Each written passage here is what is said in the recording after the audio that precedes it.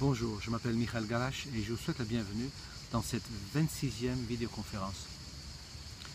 Dans cette série de vidéoconférences, je vous partage un ensemble d'outils que j'utilise et que j'utilisais dans mon accompagnement et qui revient régulièrement sur le devant de la scène pour aider ceux que j'accompagne à mettre en place cette cohérence à l'unité.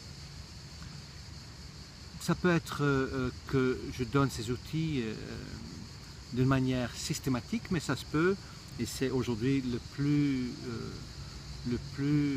souvent le cas, que c'est tout simplement la vie, les projections qui disent voilà, maintenant il est important de mettre en place ça, ou ça, ou ça. C'est-à-dire qu'ils ne disent pas ce qu'il faut mettre en place, mais ils montrent où est la difficulté, où est le défi à relever, et ensuite il y a un outil qui correspond avec ça. Alors la dernière fois, j'ai parlé de l'agenda qui est un outil très très important. Et il y a deux autres outils qui vont avec, et un des deux, c'est la gestion de l'argent, et l'autre, c'est la gestion des papiers. Ça a l'air bizarre, mais c'est quelque chose qui revient très souvent, qu'il est important de savoir gérer son argent déjà pour pouvoir accéder à l'abondance, et de savoir gérer aussi ses papiers. Savoir gérer et ranger son appartement aussi. Mais très souvent, je me rends compte que les gens fonctionnent de la même manière au niveau des papiers, parce que c'est de ça que je vais parler aujourd'hui. Ils ont la tendance d'accumuler en fait les papiers, faire un tas, et une fois par 6 mois, de le ranger. Où est le mal à faire ça? Il n'y en a pas. Moi, je sais que quand moi je le faisais, quand je voyais le tas, ça me donnait une sensation d'inconfort, de stress. Donc, j'ai mis en place cet outil et qui marche très très bien. Il y a plusieurs raisons pourquoi les gens gèrent mal leurs papiers. Il y en a qui ont du mal déjà à ouvrir les lettres parce qu'ils ont peur d'avoir des factures. Il y en a qui sont dans leur blessure de fuyant et qui évitent en fait une communication. Il y en a aussi qui sont rigides et qui s'imposent un rangement draconien qui n'est pas vraiment nécessairement efficace. Alors je vous en propose un qui marche vraiment très très bien avec tous ceux que j'ai accompagnés, et moi-même je l'utilise toujours comme ça. Moi je pars du principe que si on fait un tas, à part bien sûr des raisons pour éviter de ranger, mais si on fait un tas, ça veut dire que le rangement n'est pas adéquat. Si le rangement est bien organisé, mais dans ce cas, on range. Et pour que je range, moi, et je suis un bon mélange de rejet et d'injustice, donc j'ai le fuyant en moi et j'ai aussi la rigidité en moi, pour que je range, il faut que je n'ai pas plus qu'un seul geste à faire. Alors, comment est-ce que je fais? Mais c'est très simple. Si vous avez un rangement, je fais comme si je parle pour vous. Le rangement actuel, vous en faites deux parties. Vous créez une partie que j'appelle les archives. Ça veut dire que tous les papiers que vous avez actuellement, vous allez tout simplement une fois pour tout les classer. Et vous allez faire des pochettes. Et tout ce qui est EDF, vous mettez dans une pochette. Tout ce qui est téléphone, vous mettez dans une autre pochette. Tout ce qui est... voilà, vous mettez tout dans les pochettes. Et vous marquez dessus ce que c'est sur la pochette et les années qu'elle couvre. Et c'est facile. Ça, c'est vos archives que j'appelle morts. C'est-à-dire qu'au bout de 5 ans, 10 ans, vous pouvez les jeter. C'est OK. Moi, j'utilise pour ça simplement une boîte d'ordinateur portable que je récupérais d'une amie il y a très longtemps. Et ça sert très très bien. Donc, et je le couche. Ils sont morts, donc je les couche. Et je sais que quand, à un moment donné, je pose des choses par-dessus et qu'il n'y a plus de place, mais je prends ceux qui sont en dessous et je les jette. Et ça correspond bien au temps que je veux. Ok, si vous avez une grande famille, 2 boîtes peut-être, mais pour une personne, ça suffit. Et après, j'ai les archives qui sont vivants. Ça sont par exemple mes bulletins de paie, mes diplômes, des attestations, des choses qui sont encore valables et qui resteront valables pendant très très longtemps. Et je les mets debout, à côté, aussi dans des pochettes bien évidemment. Ça sont mes archives. Et à partir du moment que vous avez vos archives là, vous n'en avez plus besoin. Ensuite, qu'est-ce que vous faites? vous achetez ou vous fabriquez un système à tirette. Ça peut s'acheter, je trouve que c'est assez cher dans le commerce. Moi j'ai 2 boîtes en plastique avec chacun 8 tiroirs et je peux glisser un papier dans le tiroir comme ça. Pas plus compliqué. Et dans chaque tiroir, il y a 100 de feuilles qui passent. Peut-être pas comme ils ont été utilisés, si je le glisse dedans, peut-être moins. Mais ça fait que j'ai besoin de vider peut-être mes tiroirs 1 fois par an. Parce que c'est ça que ce que je fais. Je pose ces tiroirs, bien sûr à l'endroit où il y a mon bureau. Et sur chaque tiroir, je note, comment dire ça, à quoi ça correspond. Ça peut être donc pour mon comptable, pour l'EDF, pour le téléphone, pour le loisir. Et quand je reçois une lettre, mais je l'ouvre, je regarde ce que c'est, et ça va tout simplement dans le tiroir correspondant. Aussi simple que ça. Et si le tiroir est un peu plein, mais dans ce cas, je fais 2 gestes en même temps, en fait. Je l'ouvre, je le glisse. Mais c'est un geste et je vois que ça fonctionne. Et ça fonctionne pour tout le temps, pour tout le monde. Vous pouvez créer ce même système dans un placard entre 2 étagères en mettant 2 petites baguettes, une planche, 2 petites baguettes, une planche, 2 petites baguettes, une planche. Et pareil, vous marquez dessus ce qui est dedans et vous glissez. Et quand un des tiroirs, un des tirettes est plein, mais vous sortez tout, vous mettez dans les pochettes, dans l'archive, et par expérience, depuis que je fais ça, j'ai eu besoin de faire ça 1 fois par 2 ans, à peu près. Mais du coup, tout est rangé. Et au niveau du papier, c'est important aussi, au niveau de votre bureau, et on peut se demander de quoi je me mêle en tant que thérapeute, mais en tant que thérapeute, je prends soin de l'être, j'aide, j'accompagne et je donne des idées. Et je vois très très bien que quand les 3 aspects, agenda, rangement papier et gestion financière dans leur ensemble sont bien achalandés, sont bien, comment dire, ça c'est pas le bon mot, mais sont bien rodés, mais il y a quelque chose dans la vie de la personne aussi qui se facilite. Il y a une quantité de stress qui s'en va. Donc, faites en sorte que quand effectivement un courrier arrive, que vous le traitez de début à la fin tout de suite. Ne le laissez pas traîner. Posez pas une lettre fermée quelque part. Non, vous faites toujours le même geste. Vous l'ouvrez. Si c'est juste une attestation, comment dire ça, une relevée de banque, mais vous le glissez dans la tirette avec le compte adéquat.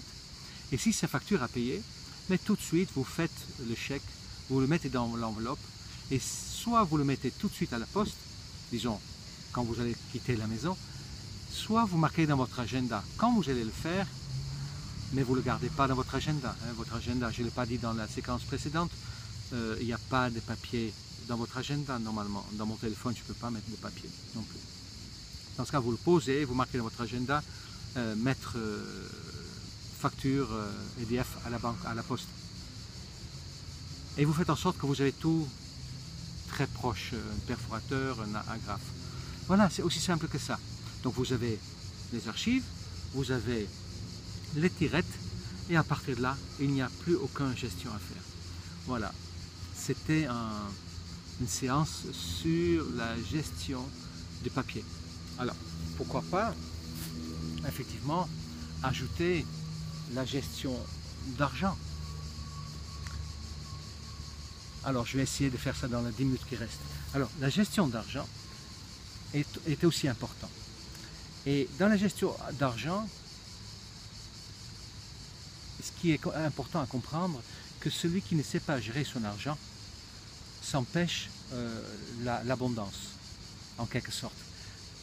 Le fait d'avoir peur de son argent, de regarder où on en est, empêche l'argent de venir. La peur de l'argent empêche l'argent de venir, c'est logique. Donc la toute première chose que je propose de faire, c'est de rendre vos comptes visibles pour vous. Faites vos comptes. Et à partir de là, vous savez où vous en êtes. Mais après, comment le gérer? La première chose que je dis, c'est que n'utilisez plus votre chéquier ni votre carte bleue. Alors, je fais comme si vous êtes salarié, mais le même principe correspond pour quelqu'un qui travaille à son compte. Si vous êtes salarié, vous recevez 1 fois par mois votre salaire. Votre salaire va sur un compte perso. Ce que vous faites, c'est que vous calculez combien des choses sont prélevées automatiquement par mois. Et si c'est par trimestre, vous le calculez mensuellement. À partir de ce moment-là, vous laissez cet argent sur votre compte perso et le reste, vous retirez en espèces. Aussi simple que ça. Vous mettez ça dans une boîte que vous pouvez visser dans un tiroir, de petites boîtes bleues ou rouges, vous connaissez, et que vous vissez dans un tiroir, qui fait qu'on ne peut pas enlever la boîte puisque la vis elle est vissée de l'intérieur. Et là-dedans, dans cette boîte, vous mettez des enveloppes. Et sur ces enveloppes, vous marquez les choses que vous devez payer ensuite dans l'ordre de priorité. C'est-à-dire qu'en général, priorité, c'est essence pour aller au travail, c'est le loyer, si ce n'est pas déjà prélevé, c'est manger. Ça sont des choses essentielles. Après, tu as une catégorie plus loin, c'est effectivement les vêtements, parce qu'en général, on a bien ce qu'il faut, ou d'aller chez le coiffeur. Ce sont des choses qui ne sont pas encore de luxe, mais qui sont, je dirais, d'une priorité moindre. Et vous faites comme ça, dans l'ordre d'importance, les enveloppes. Et il se pourrait très très bien que vous n'avez pas assez pour, en fait, vous vous rendez compte que vous n'avez pas assez pour faire des sorties. Alors très simple, et dans ce cas, vous ne sortez pas. L'avantage de fonctionner avec des espèces, c'est que vous ne pouvez pas dépenser ce que vous n'avez pas. Et ça, c'est très important. L'avantage aussi de fonctionner avec des espèces, c'est d'avoir toujours de billets dans sa poche. Et d'avoir de l'argent vrai dans sa poche, ça donne une sensation de richesse. Important à savoir. Alors, si vous avez donc un compte un peu juste, c'est comme ça que vous fonctionnez. Et si vous n'avez pas assez pour gérer les stricts minimums, dans ce cas-là, il est important de diminuer les postes, téléphone, internet, et de regarder de quelle manière vous pouvez diminuer. Vendre une voiture pour une voiture plus petite, ou passer d'une voiture à un vélo électrique, peu importe, mais de faire en sorte que vos charges diminuent. Ça, c'est le sujet d'un travail en particulier, bien évidemment. Là, je parle de manière très générale. Donc, à partir de là, si vous n'avez pas assez de revenus, c'est comme ça que vous fonctionnez. Si maintenant vos revenus augmentent ou sont déjà plus importants, ce que vous pouvez faire, c'est que une fois que vos enveloppes sont prises et vous avez un trop, mais vous virez d'emblée de l'argent sur un co-de-vie. Un co-de-vie a une limite, et pour moi le co-de-vie, ça fonctionne comme une réserve. Le réserve avec une limite. Une réserve qui peut servir à faire, faire des réparations importantes à votre voiture, ou à payer les vacances qu'il faut payer tout de suite. Ça sert à ça. Ou à faire une réparation dans votre maison. Et quand le co-de-vie est plein, mais après vous mettez dans une pelle. C'est comme ça que je le fais moi. Alors, si maintenant je ne suis pas salarié mais je travaille pour moi, comment je fais? Mais dans ce cas, j'ai un compte en plus. J'ai un compte pro. Et dans ce compte pro, avant de prendre de l'argent, je fais monter un espèce de niveau, un seuil de sécurité. Avant que je puisse prendre librement de l'argent, j'essaie de faire en sorte que j'ai 5 000 € en réserve. Le montant qui correspond avec 3 mois de vie. Puisque je travaille pour moi, si je n'ai plus de revenus, comme ça, ça me donne 3 mois où je peux continuer à vivre tranquillement. Pour arriver à ces 5 000 €, je fais des virements minimum. Je remplis mes enveloppes au minimum dans mes versements. Je verse sur mon compte perso. Le compte perso, je retire l'argent et juste assez pour faire le strict minimum. Et quand effectivement j'arrive aux 5 000, chaque début du mois, j'écume. Je prends tout ce qui dépasse les 5 000 €, par exemple le premier du mois, tout ce qui dépasse les 5 000, pouf, je verse sur mon compte perso. Ça, c'est comme je le fais. À partir du perso, je laisse donc les virements automatiques. Je retire en espèces. Si j'ai trop d'espèces, le mois d'après, je commence à virer sur un co-de-vie. Si le co-de-vie est plein, je vais vers une pelle ou un plan épargne logement. En tout cas, une économie autrement. Et c'est comme ça que je gère l'argent. Cette manière de gérer l'argent m'a permis de survivre pendant une période importante de crise récent. Qu'est-ce que je peux encore dire d'autre sur la gestion d'argent? Ah oui, la carte bleue par exemple, même si j'ai donc plusieurs comptes, j'ai une seule carte bleue. Chaque carte bleue correspond à 40 € par trimestre ou par an, je ne sais pas, ça dépend de la banque. J'en ai qu'un. Si je dois faire un achat pro, mais j'utilise ma carte bleue perso et je fais un virement interne après, c'est très facile. Mais ce qui est l'avantage d'utiliser la carte bleue, pas la carte bleue et pas le chéquier, c'est que je n'ai pas de bordereau à garder. J'utilise uniquement la carte bleue quand je fais des commandes par internet et je fais uniquement des chèques quand je ne peux pas faire autrement. Ce qui est aussi important à dire, c'est que je ne fais pas, je laisse pas faire de prélèvements automatiques si je peux l'éviter. Je préfère garder la main sur mes comptes. C'est moi le chef de ma banque. Et souvent, certaines institutions comme le RSI demandent de faire une espèce de virement automatique ou qu'ils puissent prélever ce qu'ils veulent. Non, non, il n'y a pas question. Parce que s'il y a une erreur, c'est très difficile de récupérer cet argent. Donc je fais des virements là où je suis sûr qu'il n'y a pas de malentendu possible. Et pour le reste, je garde la main. Et je fais tout en espèces. Je paie tout en espèces. Exceptionnellement, si je ne peux pas, quand je dois faire le plein d'essence en pleine nuit, oui, je le fais avec une carte bleue. Mais c'est vraiment limité. Et comme je dis, le fait de faire tout en espèces, ça me donne une sensation de liberté. J'ai toujours une liasse d'argent avec moi. J'ai toujours entre 100 et 500 € dans ma poche.